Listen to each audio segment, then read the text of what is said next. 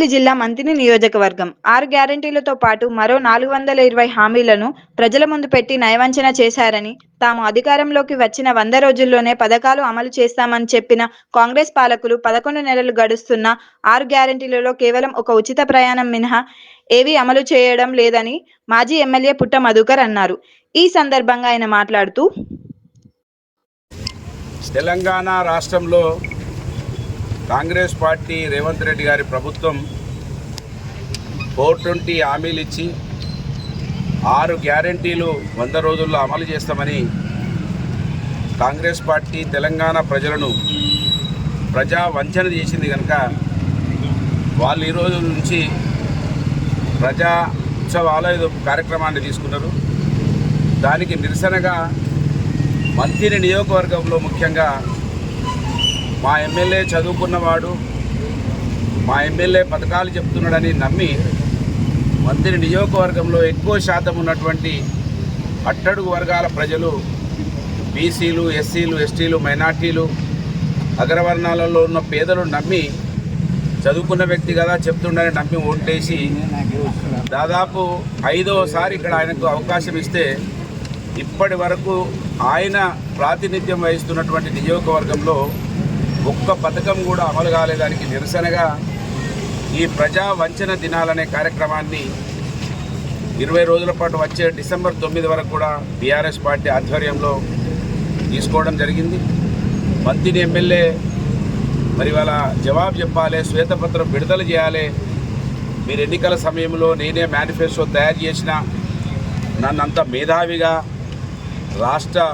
కేంద్ర party Congress party నన్ను గుర్తించింది, నా అంత తెలియకల్లోని రాష్ట్రంలోనే ఎవరు లేరని మీరు చెప్పినారు ఎమ్మెల్యే గారు.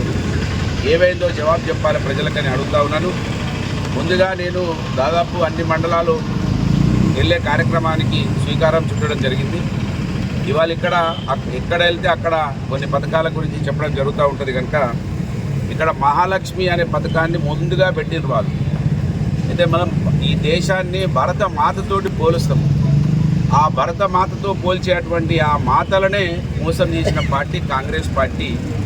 ఆడబిడ్డలు మనం గృహప్రవేశానికైనా, ఇంట్లో పండుగ, ఊర్లో పండుగ వచ్చినా, ఏదొచ్చినా కూడా ఆడబిడ్డలను పిలుచుకుంటాం. వాళ్ళు లేనిది మనకు కార్యక్రమమే లేదు తెలంగాణ రాష్ట్రంలో, భారతదేశంలో.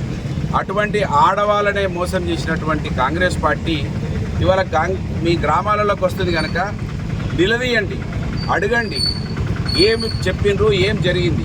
దాంట్లో మహిళలకు ఇచ్చినటువంటి హామీలలో ఒక బస్సు మినహా ఆ బస్సులో ఎక్కినటువంటి ఆడబిడ్డలు కూడా అనేక ఇబ్బందులు జరుగుతూ ఉన్నాయి. బస్సు మినహా చెప్పినటువంటి 2500 రూపాయలు ఇప్పటి వరకు కూడా రాలేదు. గమనించాలి మహిళామణులందరూ కూడా. వీళ్ళెంత దౌర్భాగ్యులు, ఎంత మోసగాళ్ళంటే రాహుల్ గాంధీ ఎంపీ ఎన్నికలలో వచ్చి మేము 2500 అకౌంట్లో వేస్తానమని చెప్పిండు. మరి వస్తే మీరు ఎవరు సపోర్ట్ చేయకండి. రాహుల్ గాంధీ చెప్పింది అబద్ధం అయితే మీ అకౌంట్లలోకి 2500 రానట్టయితే ఇవాళ కాంగ్రెస్ పార్టీ వాళ్ళు నిలదీయండి అని నేను కోరుతా ఉన్నాను. అంతేకాకుండా ముఖ్యమంత్రి రేవంత్ రెడ్డి గారు నిన్న మహారాష్ట్ర ఎన్నికల ప్రచారంకి వెళ్ళి 300 కోట్ల అడ్వర్టైజ్మెంట్ ఇచ్చిండు. మన డబ్బులు అవి. ఆడబిడ్డలు మీరు కష్టపడి కట్టేటువంటి ట్యాక్స్ డబ్బులు మహారాష్ట్ర ఎన్నికలలో 300 కోట్ల రూపాయల పేపర్ అడ్వర్టైజ్మెంట్లు ఏమి ఇచ్చిండంటే మేము 2500 రూపాయలు ఇస్తున్నాం, వాళ్ళకి ఆర్టీసీ బస్సు ఉచితం ఇస్తున్నాం, గ్యాస్ సిలిండర్ కూడా ఇచ్చినామని చెప్తా ఉన్నాడు.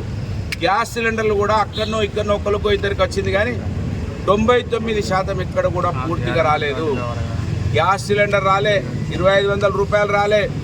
ఇవాళ ఒక బస్సు ఇచ్చి మొత్తం ఇచ్చినామని పేపర్ అడ్వర్టైజులు మహారాష్ట్రలో ఇస్తూ ఉన్నారు.